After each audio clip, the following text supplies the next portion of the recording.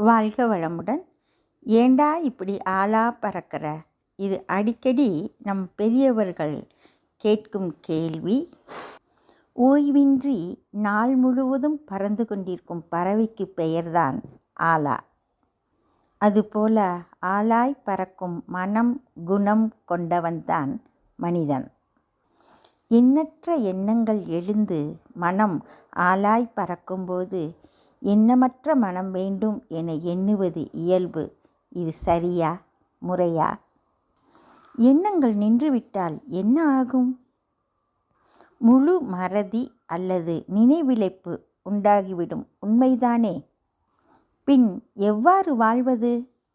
ஆளாய் பறக்கும் மனத்தை அடக்க நினைக்காமல் எண்ணங்களை அறிய முயன்றால் மனம் அமைதியாகும். ஆளாய் பறக்காமல் அமைதியாய் அறிவோம் மனதை, அறிவோம் அறிவை.